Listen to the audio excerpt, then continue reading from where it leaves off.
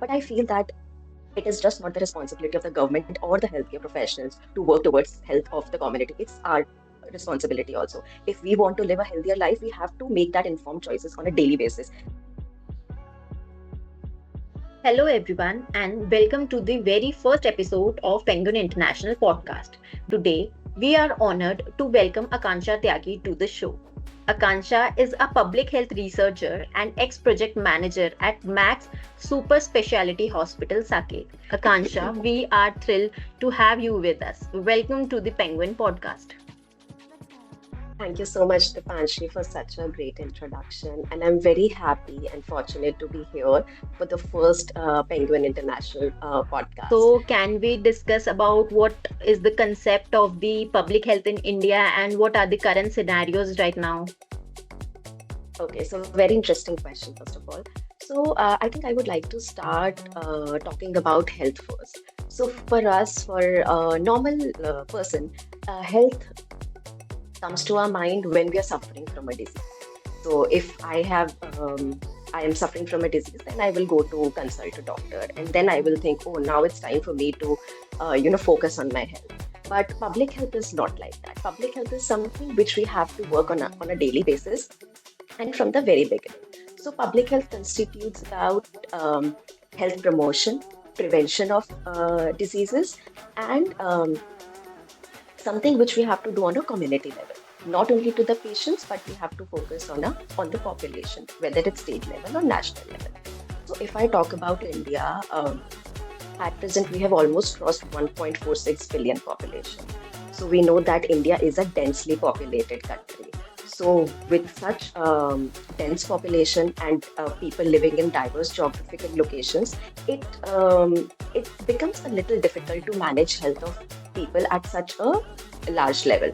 So our government is working continuously towards it. If I talk about National Rural Health Mission or National Rural Urban Mission, so it was there since 20, 30 years. But we never thought about it that government is actually working towards it. Also, if I talk about at present, so India has got um, uh, Ayushman Bharat, which is also a Ayushman Bharat digital mission, and through which we are trying to attain universal health coverage. So providing equitable and accessible healthcare, providing healthcare coverage to people who are who belong to low socioeconomic background. So government is continuously working towards it. But I feel that it is just not the responsibility of the government or the healthcare professionals to work towards health of the community. It's our responsibility also. If we want to live a healthier life, we have to make that informed choices on a daily basis. That what we are eating, what portion size we are eating, how much we are contributing to our health through daily exercising or doing yoga or through engaging ourselves in minimum physical activity of 150 minutes per week. So I think if I talk about public health, we have to talk about everyone, not only the healthcare professionals or the government. We have to talk about each and every individual of this country to make it a healthier nation. So this is what I think. So, what do you think how AI helps in healthcare and what are the pros and cons or what are the significant roles of AI plays basically? Okay, so now everyone knows that AI is on a boom. So for everything we are considering AI, Chat GPT, Copilot, they are our friends, right? So, but I feel that AI has significantly contributed in healthcare as well as public health. So predictive modeling, diagnostics, especially in MRIs and X-rays, and managing big data and integrating all the different components of health together. So it has actually helped us humans or healthcare professionals in cutting down our repetitive tasks. But at the same time, I think it's not good for us to be so much dependent on AI, because who has created AI? Us humans. So we know that there are a lot of pros of AI as well as there are a lot of cons. So we should focus more on the pros, and not creating those cons is the responsibility which I feel as a healthcare professional or a public health professional. So because the the research. How is research conducted? The newness in research, the new ideas. Only humans can think about it.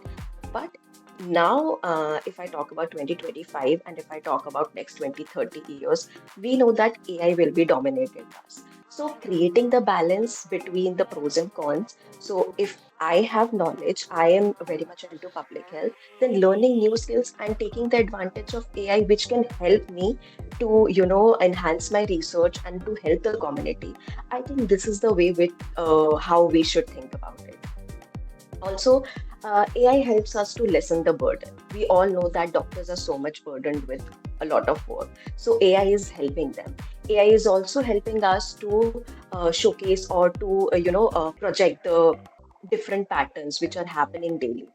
So, what is the projection in next 30 years or next 40 years? What will be the pattern which humans are following, and how the disease, the epidemiological transition will happen? So, I think there is where AI is playing a major role.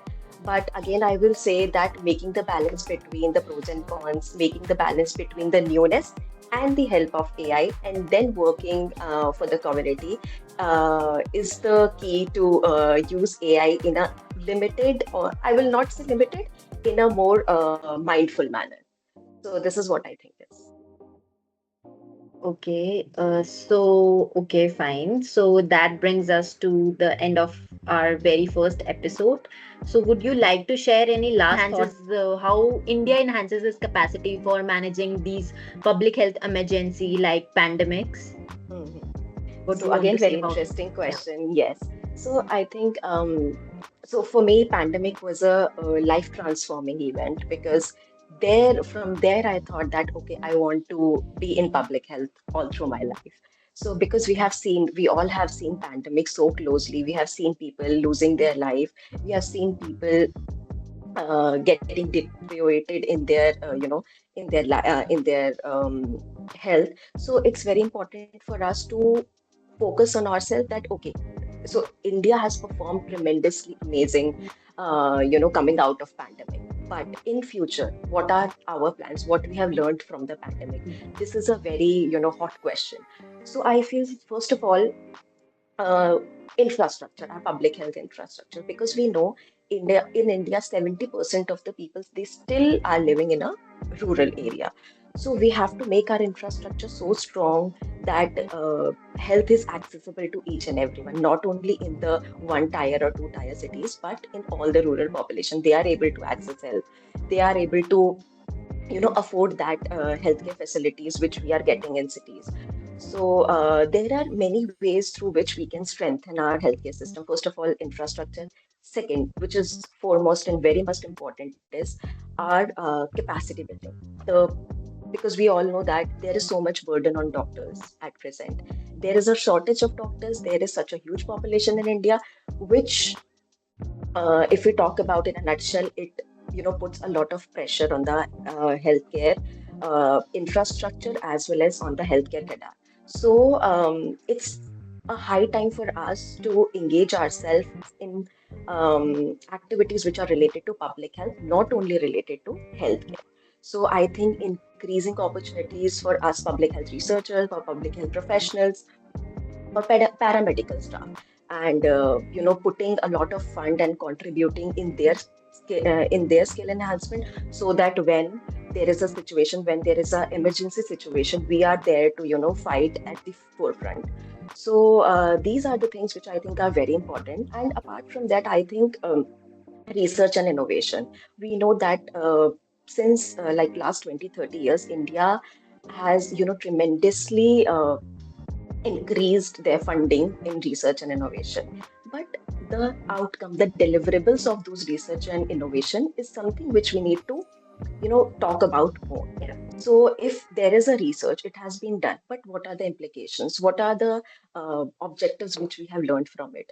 How we can turn them into policy and how we can implement them into a community. This is something which we need to do more. So Yeah. I think if we can strengthen our infrastructure, if we can strengthen our public health cadre, and if we can invest more in research and innovation, it will immensely help us to prepare ourselves. Like we prepare ourselves for the disaster management, this will help us to fight through the upcoming pandemics, and it will help us to manage our diseases very well in such a large population. So this is what I Fine. think. So that brings us to the end of our very first episode. So would you like to share any last thoughts, Akansha, for our audience? First of all, thank you so much, Dipanshi. And yes, I think the last thoughts which I would like to say for the upcoming public health professionals will be that this is not an easy field, because it's you are providing a service. You are thinking about people not only at a small level but at a community level. So please work in public health field with your whole dedication and passion. And also, I would like to say that us as a normal person or as a part of the community, we also need to understand that it's not only the responsibility of the doctors, nurses, or the government to think about our health. It's our responsibility also. So we are very much busy in gathering the assets and gathering money for ourselves.